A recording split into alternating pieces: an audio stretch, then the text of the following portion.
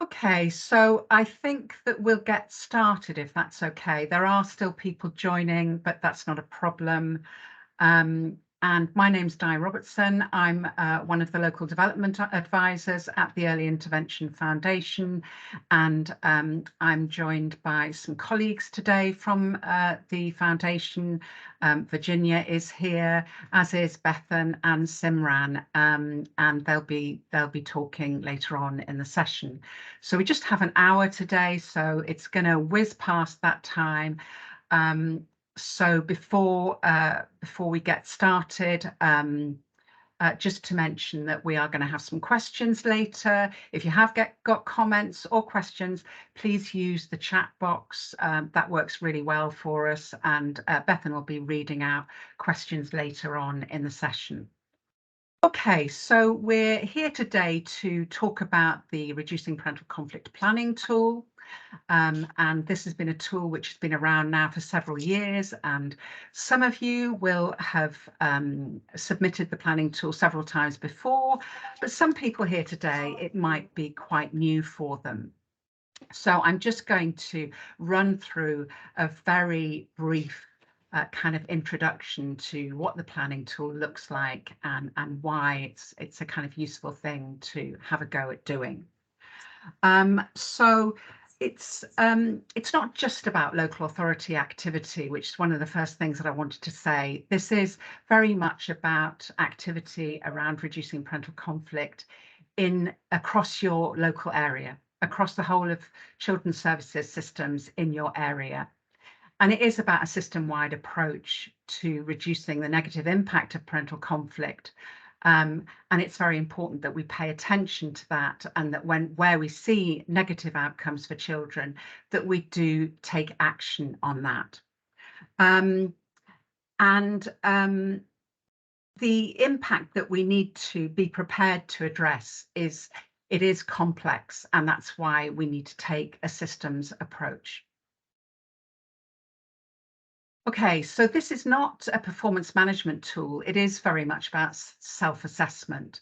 It's an opportunity for us to ask questions of ourselves, ask each other questions, and to think about what's been going on in our local area, what's worked well, what hasn't worked well. So a really good starting point for you if when you start to do work on this for the next submission is to think about what has happened over the last 12 months. Look back at your previous submission and think about what you put in that next steps column. The other thing I would say to you is don't be too hard on yourself, because we are all aspirational in this work and we want to do good work, and we want to make the changes that we're interested in making, but sometimes things are harder than we expect. And so yeah, if you didn't make the progress that you hoped that you would make, then that's fine. It takes time, this stuff. So get the most out of the process by engaging your partners early on, and engage them in thinking about the tool. So if they don't know the tool, there's some interesting, useful comms that you can do early on. Make sure that you are letting them know well in advance that this is a piece of work that's going to be going on locally, that you're hoping that they will contribute to it. It's well worth giving people enough notice about a piece of work like this. They're much more likely to engage, and they're much more likely to set aside the time if they know about it in advance. It does need to be a joint endeavour. You do need to get the perspective of other people, really, to make it a useful piece of work. The other thing I would say is that if you can link it to other self-assessment processes that are going on, other planning processes, other strategic processes that you're involved in, then that makes it easier in a sense, and you're not repeating yourself, and it feels integrated to other people when you start talking about it. You're doing other things around reducing parental conflict all the time. You have other documents, and you also have your quarterly returns that you're doing on a regular basis. So you have a whole range of information available to you. So make use of that as well. I think it's important just to be open about where you're up to with things. The reality of this work is that it does take time, and Virginia is going to talk about that later, and that every area is, doing interesting and different things and is at different stages, and that's fine. But I think that one of the things that we've learned over the last few years is that it isn't particularly helpful to kind of overmark yourself, probably. So look carefully at each of the elements and each of the levels and the evidence required, and check that you're meeting the requirements that are needed for that level, before you go on to thinking about the next level. So it sounds like a really basic thing, but I think it is helpful to do it in take those steps quite carefully. So why do the planning tool at all? Well, it is really about thinking about how we measure progress for our own service, but also for the whole of our local area, and thinking about progress across time. And last year we added something new to the planning tool, which was really interesting. We added 9 new questions at the beginning of the planning tool. We've had really good feedback about those questions. They've been useful for us because we've been able to collate a lot of really good analysis from that. But also local areas have said, well, this is great because we can actually baseline what we're doing using these 9 questions. So the fact that we've got those 9 questions is a great start, and they happen at the beginning of the planning tool. And again, you are likely to have a lot of the information in those 9 questions actually in your head. So the 9 questions aren't necessarily loads of extra work. You might need to look up a few things. You might need to perhaps reference your quarterly return, because it does ask you for some information about training, for instance. But it is a great way to measure progress, those 9 questions. And then you get the opportunity to talk in much more detail about the narrative of what you're doing in the actual the form that you're going to fill in. It does provide a really, really useful structure, the planning tool, and we've seen this over the years, that where people use the planning tool as part of their local planning, as part of their workshops, and as part of their steering groups for RPC, it helps. It's kind of saving you some time and some work, really, and gives you some additional thinking space. I think the other thing about it is that, if you do have a workshop and if you do use this tool in that kind of stakeholder engagement way, then it gives you something to communicate with your stakeholders about. And it gives you an opportunity to think about what next. So there may be people on the call, as I said before, that haven't started this work before. So if that's the case, then don't worry about this looking a little bit daunting. It may look a little bit daunting, but I think it is about just taking it one step at a time and thinking about the story that you have to tell, because everywhere has got RPC activity. We know that. So even if you didn't complete a planning tool last year, you've definitely got things going on in your local area that you can tell us about. And that's an interesting story to tell.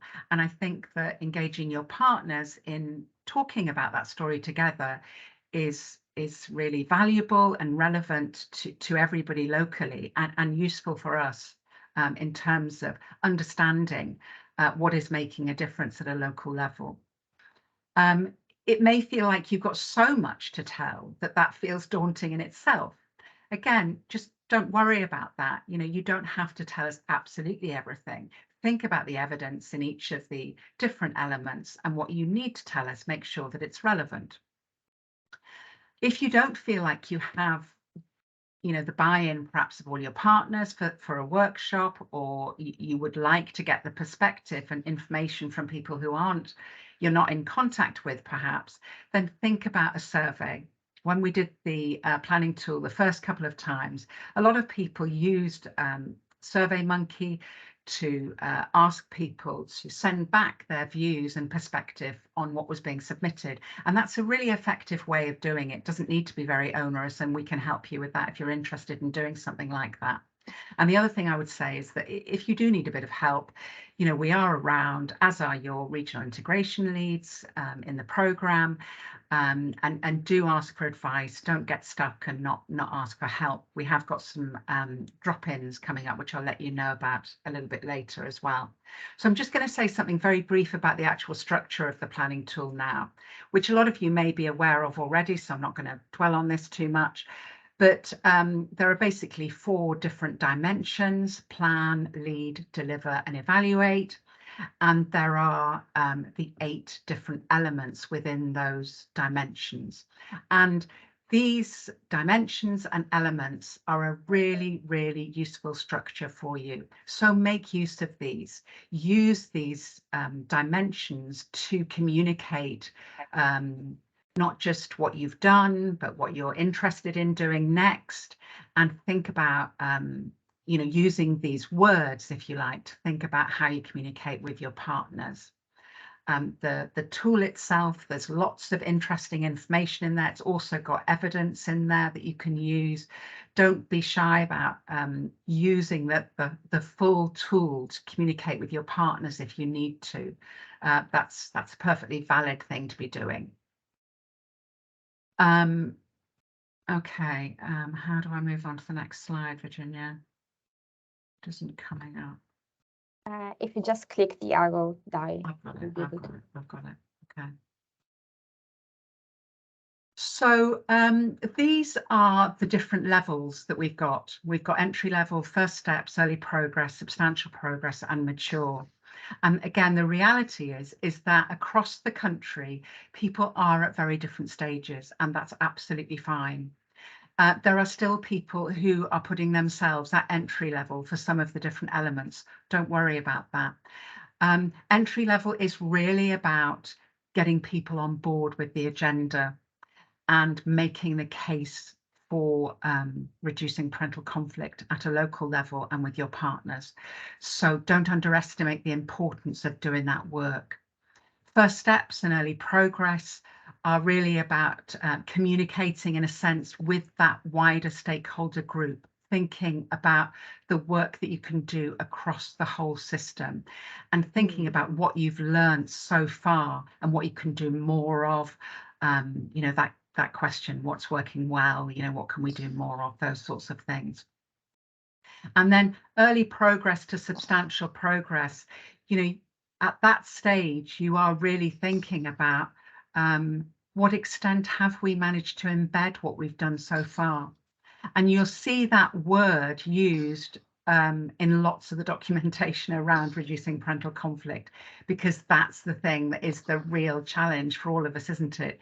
Is that we need to be doing the kind of work that embeds this in the longer term. So that's why there's been such a strong focus on workforce development and strategic development, because we know that those that work in those areas supports embedding it in the longer term. And obviously we have very few areas that are actually at, you know, have reached mature. But that's not to say that this time round we won't have people who are you know, more at mature. As every year goes by, and as that you know, the grant support comes through, there is loads of activity that's going on at a local level, and every year that activity is increasing. So I'm not saying that we won't see more people at substantial progress and mature. I fully expect to see that, which is really, really exciting. Di, as promised, I'm going to keep us to time, so we're going to move to the discussion, if that's okay. Okay, so I'm going to skip this slide, but Virginia comes back to it later on because it's such an interesting slide. And we're just going to now go to our panel, and we've got a few people with us today who are going to tell us a little bit about what their experience of doing the planning tool has been. So we've got Debbie Jesson here from Nottinghamshire. Debbie, you've got your camera on. Do you want to say hi to people? Hello, everybody. Thanks, from Debbie. Yeah. Thanks. And we've got Nicole Brownlie here from Peterborough. Hi, Nicole. Hello, everybody. And we've also got, I'm hoping, Joanne Stewart from Blackpool. Are you with us, Joanne? I am. Hi. I've also got Linda Singleton with me. Hello, everybody. Brilliant. Hi, nice to see both of you. I saw both of you on the camera before, so great that you're both with us today. So yeah, I've got just a few questions, and I'm going to start off with a very, very general question. And I think I wanted to really introduce the views of some more experienced people in the RPC world, but also this is reasonably new to Blackpool, so I thought you might have a slightly different perspective from Debbie and Nicole. And I think that giving a voice to local areas is probably really valuable at this point in time. So thank you very much for giving up your time today. So my first question to you is, and I'm going to start with Nicole. I hope that's all right, Nicole. Can you just tell me what approach you've taken in Peterborough? And you can feel free to talk about Peterborough and Cambridgeshire as well, because I know you do most of your work together. What approach have you taken to completing the planning tool? So I think for Cambridge and Peterborough, we were really fortunate. So we were part of the national programme that tested and piloted a number of the interventions sort of back in 2019. And I do think that made such a difference to us. And we were really fortunate to sort of have that opportunity, and it really got us on the right path for sort of the programme.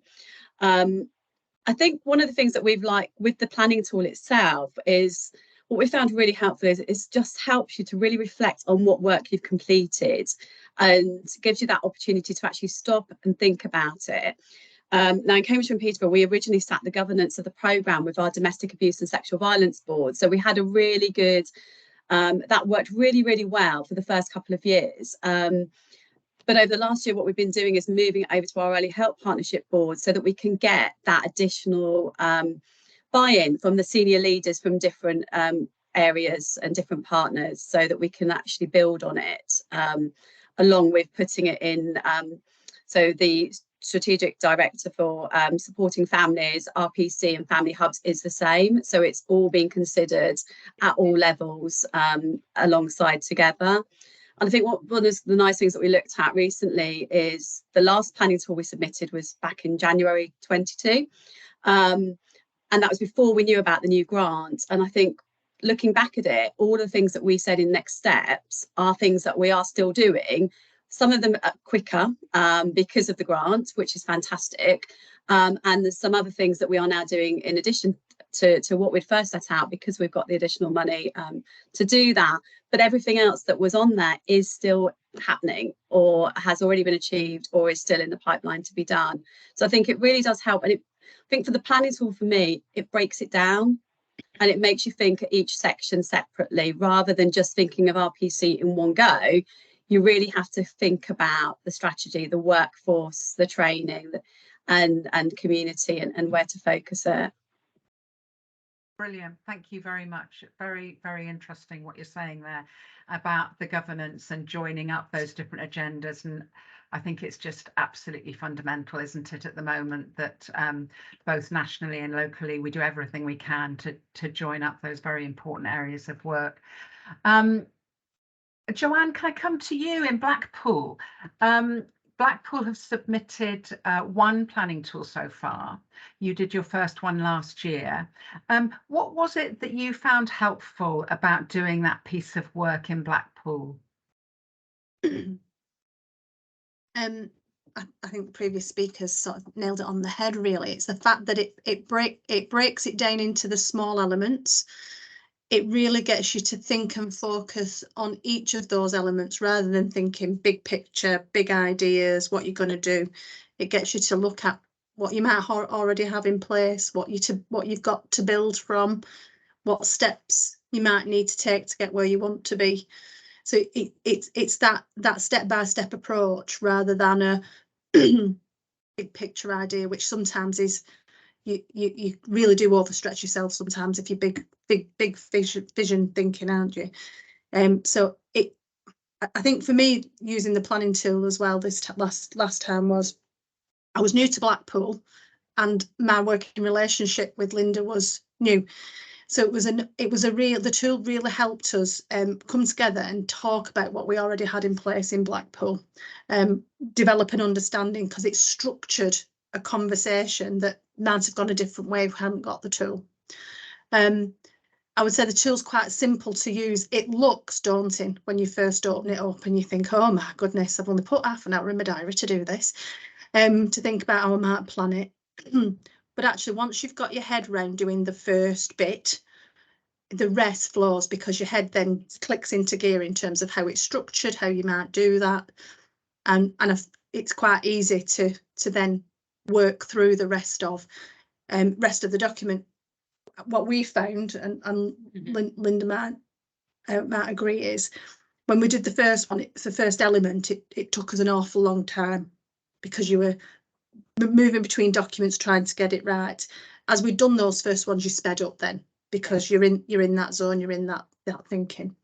But it really focused us, really asked us to ask questions of ourselves, and stopped us overthinking what we could achieve in the first year. And we kept it very small. We knew we had to build a basis in Blackpool. We'd been previously involved in reducing parental conflict way back when it was just starting off, and then had a massive gap. So we knew we had to put some of the building blocks in place. We had to take a workforce with us. So we started small, and the document helped us do that and do that planning through. I don't know if you want to add anything, Linda, to what Joanne said. No, not really. I think Joanne's covered it really well. I think, but you know, it was very, very new to me. Obviously, Joanne had the benefit of having worked in another local authority where it was very much embedded. But here in Blackpool, I wasn't involved in the original work that was done back in 2016. It was some different colleagues. So for me, it was very new. So like Joanne said, it was a very good tool to be able to take it a step at a time and look at where we actually were. Because I think first thoughts to me was like, wow, we've got loads to do. But actually, when we started to break it down, I thought, well, actually, we've got quite a lot we can build on. So yeah, very good. Yeah, good to hear. Thank you very much. Debbie, can I come to you now? I wanted to ask a question about partnerships and whether I know that you've worked really hard on your partnership working. If you've got anything that you could share really with others about how you've used the planning tool to have conversations with partners. Yeah, so in Nottinghamshire, as you said, we've done the planning tool a couple of times now, and we do have quite an established steering group which meets every 2 to 3 months to look at the progress of the work of reducing parental conflict. And it helps us as a group to look at that and identify where we've made progress, and then also identify any gaps. So gaps in provision, gaps in areas. So for example, for us, we know that police was one of our gaps because we identified it and tracked it through our planning tool. And therefore, this year, that's helped us when we came to do our bid back in April, May time. It helped us to look at which areas we want to focus on. So we want to strengthen our links with the police and also health as well. So that's another area in Nottinghamshire that we've not really progressed as much as we'd like to with health. So again, it's helped us to focus on that for our bid, and also when we have our discussions in the steering group of how we can actually improve on that. So I think the planning tool helps you to do that, to identify both where you're doing really well, but also identify where your gaps are, and then you can look at those gaps. And I think the lovely thing about the planning tool for me is it actually tracks that progress. So obviously, having done it more than once, you can sort of look at the progress as you've gone along. So it's telling a story and the journey that we've gone through. Brilliant, Debbie. Thank you very much. Okay. Just another question really for any of you who'd like to contribute. I mean, if you were talking to a colleague who's not done this before, you've all had some ideas about what you might say to that person. Have you got any specific tips or advice about somebody who's not come across this tool before? Anything that you would say to support somebody doing it for the first time? Joanne? Give it time. You need to plan well. Make sure you can't. It's not something you probably need to spend some time yourself understanding it. So, and it's not a half-hour job. You need a couple of hours away, quiet, possibly with a colleague to talk through it so that you understand it. Because once you've got your head around it, you'll be able to sell it to anybody because the work just makes sense. But you need to give yourself time to digest it and understand it, because it will make the job easier going forward. Yeah, it's brilliant advice, that, Joanne. Debbie. Yeah, I was going to say the same thing, that it's quite time consuming, so don't be put off about that, because it is valuable at the end to see what you achieve. Don't do it in isolation. So I know that's hard if maybe you're a new coordinator, Spock, or whoever you are that's starting on the journey, but trying to do it in collaboration with others does help, because it can seem quite a daunting document when you first look at it, and also obviously it gets different perspectives. So I would say try and collaborate, try and talk it through with other people. Don't put all the onus on yourself. But then at the end of the day, it's a tool and it's a working tool. So what it's on there is not set in stone. It can be changed. You can work on it and build on it. So it's there to aid your work rather than something there to sort of mark you as such. It's great to hear that, and it's so important not to think of this in the way that we think about performance. I suppose it isn't about that, is it? It is something that's been developed to help people and to give your work structure and to support that planning and that communication about the work. So it's a point really well made, Debbie. Nicole, have you got anything that you'd like to add? Yeah, so absolutely agree with what Debbie and Jo just said. But in addition, also for me, it was about not overthinking it. And I think sometimes when you get documents through with so much guidance, which is really, really helpful, but actually that in its own right can sometimes make you feel a little bit daunted. And when you're reading it and there is so much information there, as I say, it is helpful, but you look at it and go, wow, what do I need to do? This is like really, really big. And breaking it down to actually what you're doing on a day-to-day basis does really help. Yeah. And I've often said to people that I've been working with on their planning tool, think about what you've got in your head now. What do you know? Ask us to try and think of stuff that you know already, and give yourself time to do that, and then think about who else you want to involve in that conversation that's going on in your head, kind of thing. So just one more question for anybody who has got a thought about this. There is something, isn't there, about deciding on the level that you're at, and I just wondered whether you had any thoughts and what it's been like for you to kind of, shall I put myself for early progress, or shall I put myself at substantial, which way should we go? So yeah, Debbie, any thoughts on that? Yeah, I think this is a really interesting one, because obviously we've done that tool a couple of times now, and the last time I wanted it to be better. I wanted it to look better, so I wanted it to not be at entry level, and I wanted it to be higher up. But actually, when I read these statements of what they meant, on quite a lot of them I was still at the same level, which felt a bit frustrating, because I knew in my head I'd made quite a lot of progress. So I think the thing to say is, don't worry too much about what level it comes out at, because you've got your narrative at the side. And I think for me, the narrative was more important, because what I wanted to say was, yeah, I'm still at entry level, but actually I have done this and this, but it doesn't quite take me to the next level, which I wanted it to, but it didn't matter that it didn't. Although I'm hoping, fingers crossed, this time I will get to the next levels with all of them. But who knows? Sometimes you do little bits that works really well and you've done a lot of work on it, but it doesn't necessarily take you up to the next level. So don't be disheartened if you do it again and you think, oh God, it looks like I've not progressed. Great, thank you. And Joanne? Yeah, completely agree with Debbie. Don't get disheartened if you don't move to the next level as quickly as you would like, but also don't get disheartened if you don't make if you only make millimeters of progress either.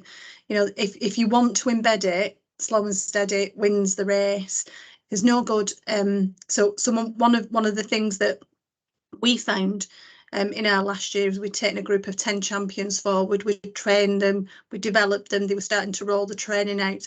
And actually when we reflected back and had conversations with them, they didn't feel as confident with the material as we thought they were. And it was only by going through the tool together that we identified that and realised that we needed to give them some additional support. We needed to think about a few things differently. So actually we retraced our steps in the last 6 months in building that confidence in the team, and they're starting to fly. And now that work will have proved dividends, because it'll just catch fire. But yeah, sometimes it is millimetres of progress, but they are millimetres of progress. Yeah, and every little bit of progress is Yeah. a step in the right direction. That's the thing to remember. So I know that there are 1 or 2 questions in the chat. I can see that Janet is asking what the tool is used for. So it is a local tool to be used for you to do your planning.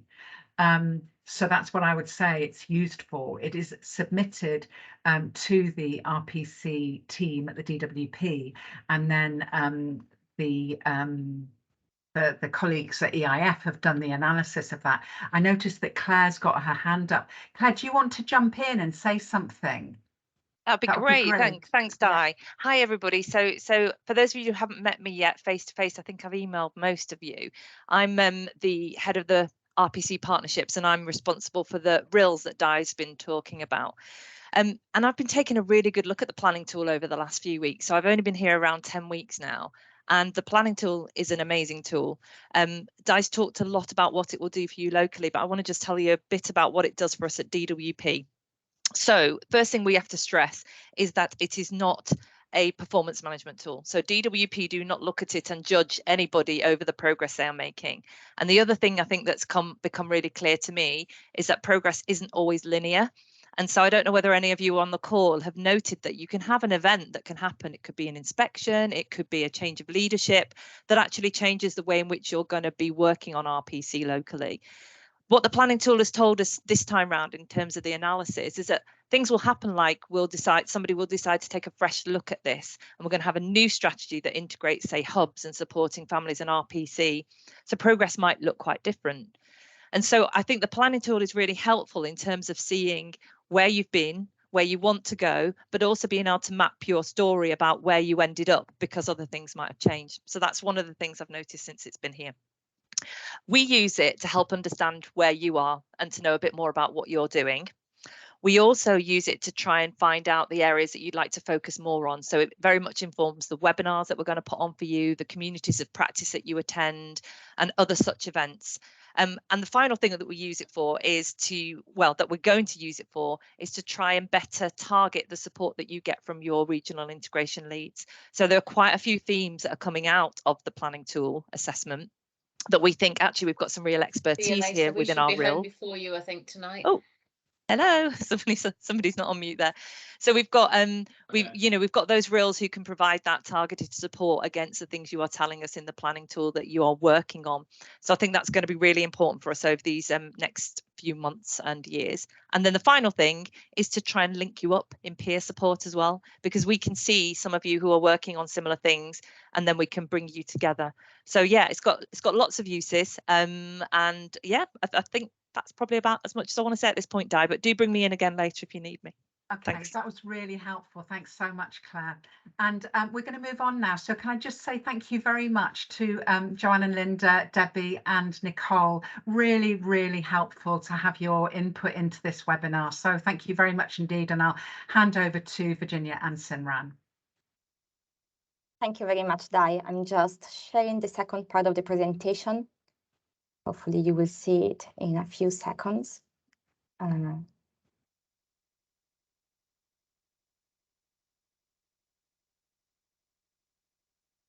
Okay, can I just ask if you can see it? Yes. Yes, fantastic.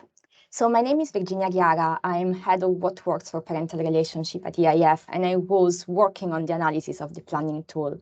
So in this part of the presentation, we will just focus on the key findings from the data analysis of round 3 planning tool data. So far, we have considered how the planning tool can be used to inform local planning and strategic discussions. And Claire was just mentioning how the planning tool can also be used from DWP's perspective, just to think about next steps and common challenges. And this is exactly what we are going to discuss today, the key findings about what local areas are finding helpful, challenging, key enablers from local areas, but also basically what we can identify as next steps and progress made at the national level. So just to provide a bit of information, the findings that I'm going to present are based on analysis of data from 130 local areas, and data were analyzed in a quantitative way to understand the level of progress, but as was discussed, the very rich data is the qualitative narrative that we have from the planning tool, and we spent a lot of time just looking at the qualitative data to understand what we can identify in terms of evidence of local progress, common strategies and challenges, and common next steps. So we have 4 takeaway messages from our findings. The first one is that there are, we have promising evidence showing that local areas are making progress with their RPC activities, and this is really positive. However, we also know that change can take time, and this is particularly true for some elements of the planning tool, such as outcomes and evaluation. We have identified some active ingredients which can enable change, and we also identified the next steps that local areas are planning for each key element of the planning tool. Looking at how local areas are making progress with their local RPC programs, looking at the planning tool evidence, we know that all local areas have shown progress, especially in planning and delivering some local RPC activities. And most of the local areas also reported that they have some form of local RPC offer, and that they applied knowledge from training activities when engaging with families. It's quite promising to see that 70% of local areas said that they offered activities for parents to support RPC practices. And half of the local areas also said that they have some data collection activities, such as gathering outcomes data or just feedback from families. And many local areas also referred to an evaluation plan. So we know that this can take time and it's quite challenging. And the evaluation element of the planning tool is always mentioned as a key challenge for local areas. But the fact that there are local areas thinking about the evaluation plan is very promising, because it means that even if those are the initial steps, local areas are thinking about that. Of course, change can take time. So we know that there are some key challenges, and there are common challenges if you look at the different local areas. The majority of local areas are still at the first steps and early progress levels. Overall, we had a discussion about that. Even if there are progress made at the local level, it might be that in the end, if you look at the planning tool criteria, you might still be at the same level of progress. This doesn't mean that we are not finding actually the progress made by the local areas, but it's just how we are just structuring the planning tool. The slower progress is showed by the community key element, outcomes and experience key element, and evaluation key element. We have promising evidence for coordinated working and partnership key elements. But only 22% of local areas have started to develop and use a multi-agency pathway, and 20% of local areas have started some form of data sharing. So these have been identified as areas where local areas are making progress, but progress is a bit slower. While the majority of local areas offered RPC activities, only 22% of local areas reported the use of evidence-based interventions. We are going to explore this a bit more in detail in the next slides. This doesn't mean that other local areas are not delivering interventions. We know that this is just partial data, but it's quite interesting just to reflect on what we can get from the planning tool. I will hand over now to Simran for the next slide about the narrative analysis of the challenges. Thanks, Virginia. So just to introduce myself, I'm Simran Motiani. I'm a research officer at EIF, and I assisted with the analysis of the planning tool data. So to get back into it, like Virginia said in the beginning, the planning tool is super advantageous because it collects both qualitative and quantitative data. So not only are we able to see the level of progress that local areas are making, but why more or less progress is being made in some areas, and more specifically, the challenges that local areas might be facing. So some of the challenges we identified in developing RPC programs include the fact that progress in developing multi-agency engagement and community involvement is slow, despite reported investment. Additionally, areas found it quite difficult to clearly define outcome measures and data collection processes. And then relatedly, introducing evaluation of RPC activities has been particularly challenging, given that other areas that preempt evaluation need to make progress first. And there was also some delays in training and lack of consistency across the partnership.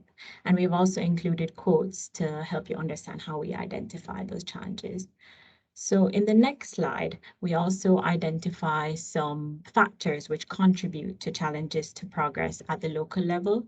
So this might include contextual challenges. The effects of the COVID-19 pandemic were a big contextual challenge or a major contextual challenge that was highlighted. There's also structural challenges. So we saw that for some local areas, there was a high staff turnover, and in some instances, there was just a lack of capacity to pursue the planned activities.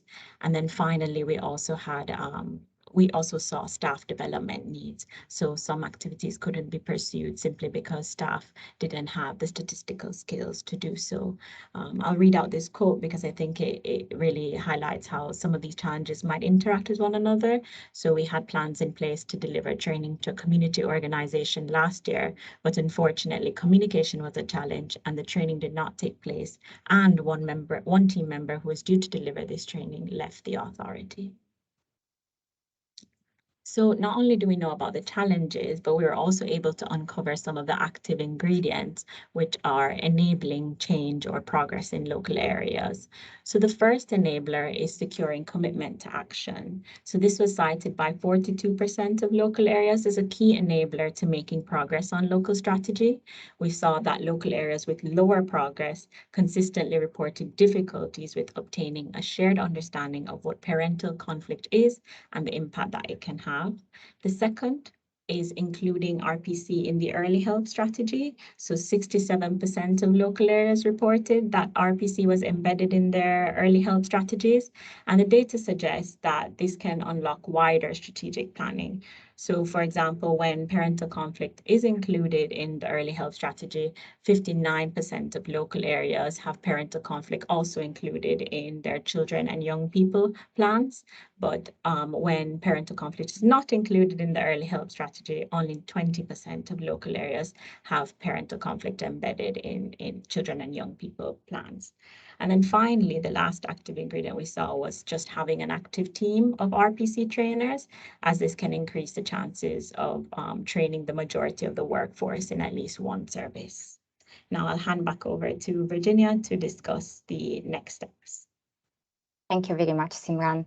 So this is a very brief overview, and of course we will share the slides with you. So I will go through the next slides quite quickly to allow some time for questions. But we also identified as part of the analysis the common next steps identified by local areas. And something that we identified is that the majority of local areas, around 80%, reported that they have some form of local offer. However, actually bringing evidence-based programs to scale is still challenging at the local level, and only 29 local areas reported the use of evidence-based interventions. So we have here a list of the different evidence-based interventions we have identified from the planning tool analysis, but we know that this is only a partial list. So something that I will ask you is if you have anything in mind about the different RPC interventions you're delivering in your local area, please just use the chat to let us know what interventions you're using, because this is really valuable for us. I will skip the next slide, which is just about the common next steps. I'm going to share with you the slide later on, and also we are just working on a briefing to just discuss a bit more in detail the different common next steps. But I just want to focus on what kind of tips we can provide for you, especially for the new people working on the planning tool. So handing over back to Simran just for this final slide. Thanks, Virginia. So as Nicole mentioned, the planning tool is very helpful for reflection. So to maximize the reflection that's done, it's really helpful to use the planning tool throughout the year, especially when it comes to decision making and reviewing progress.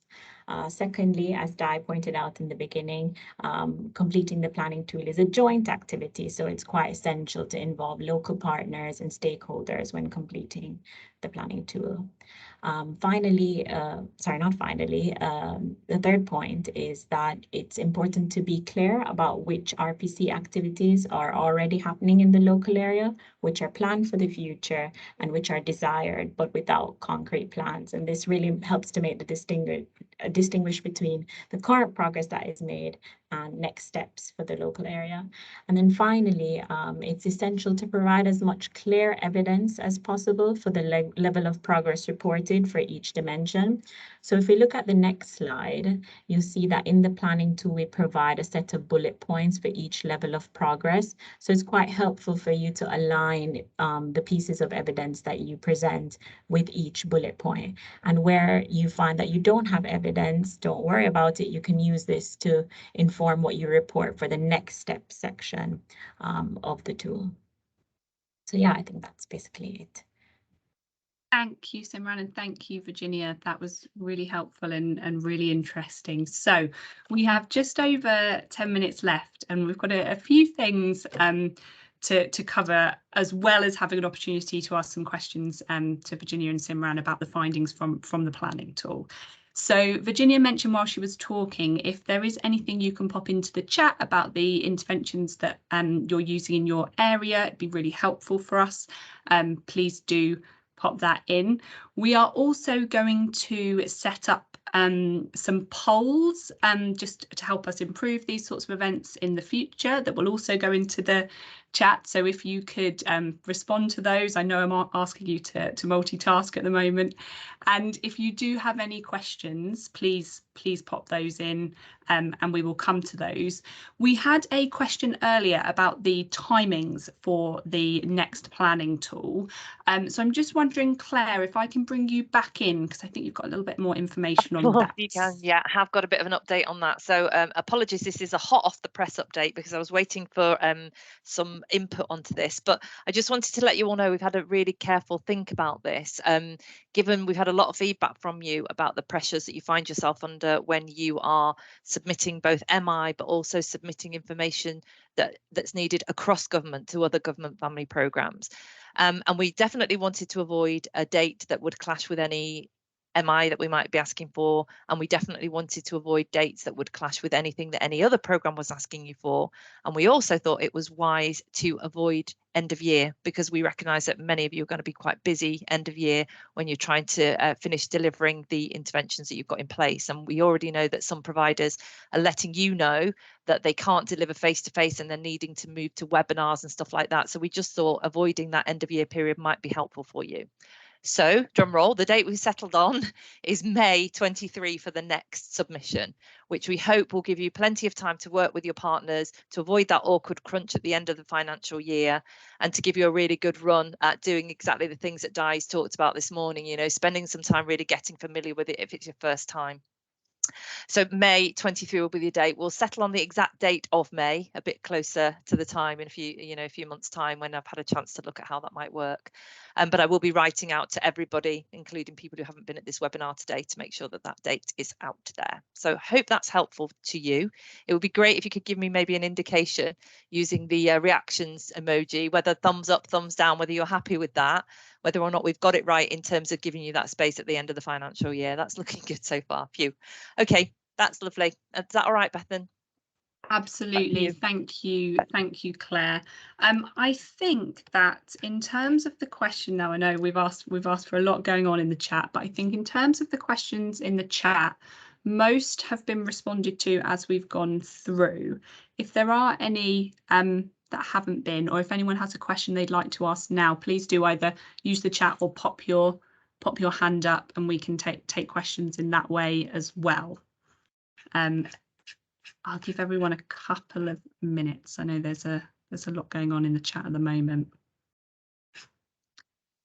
And if there's not, we will move on just to cover next steps, which I'm handing back to Di for.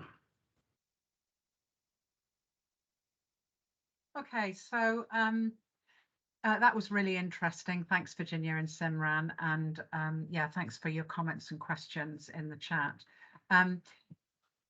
That's a new date, May, for the planning tool return, so that gives us a little bit more time. But what we have got is we've got some drop-ins which are in our calendar already, and we will go ahead with those. And what I would say, you can see on the slide the dates of those, and if you're interested in attending those, we have sent out quite a lot of details already so that you can apply and get the link and everything. But also, if you want to do some workshops and you want a bit more information about that, don't hesitate to get in touch. You know, we might be able to help with that, as can your RILs. Like I said before, planning these things well in advance is quite helpful for everybody. So yeah, quite nice that it's not until May now, the submission date. Let's hope it doesn't get sort of lost in things like coronations and stuff like that, but I'm sure it won't. So I don't know if there's anything else that people want to ask. The planning tool drop-ins are sort of themed drop-ins, but having said that, you know, if you can come along to one but not another, then just come to the one that you can come to and bring your questions to that. What we've decided to do is to, again, invite some more experienced Spocs to come along as well, so that local experience can be shared. So we're organising that at the moment. But like I said, if you can't make one date, but you can make another, don't be put off if your question is about, you know, evidence and setting levels, but you can't make the 5th, but you can make the 29th. Just come along to the 29th. That's absolutely fine, and ask your question. We will deal with whatever questions you have in those drop-ins. So I don't think there's anything else from me. Are there any other questions at all from anybody? Oh, I wasn't muted. So we just had a really quick one. I don't know, Claire, it might be helpful to bring you back in on Janet's question, which is about sort of how DWP are using the returns from the planning tool, and concerns from senior leads about that being used as sort of a holding to account, and therefore that being tricky, I suppose, to be as candid as we'd like. So I can see already sort of responding there. So that's just come through from Janet. Sure, yeah. So I can understand there might be anxiety that, you know, what happens to this information when it comes through. We don't use it in any way to hold you to account. You know, we do that in other ways through our management information, you know, through looking at what you're spending against what you said you would spend on the plan. And we would come to you if there are any worries or concerns through that mechanism. I don't know what else I can really say to assure you that this isn't used in that way. I think the only thing to encourage senior leaders with it is, if it isn't filled in candidly, honestly, then it's going to be very difficult for us to get the right support out there. So if you don't tell us what your challenges are, we can't give you the webinars that you want, or we can't give you the support that you want. If there is genuine concern, then have a chat with us, give us a call and sort of say, look, these are the things we want to record, but we're worried about it, and we'll talk it through with you. We'll get one of the RILs or a colleague from EIF to talk through how you can maybe present it in a way that you feel most comfortable. But it's definitely not used in any way, shape or form to form a judgment about where you are. It's more about how we use it to get the right resources in place to support you. So that's the answer on that one. There was another question from another Janet in the sidebar that I noticed as well, which was about accessing the original DWP training. So I'm reliably informed, because this was before my time and others may be able to help, that people in the local authority should have had access. And if all those people have left, then it's just a matter of letting us know new names so we can add them to the SharePoint file so they can access those files.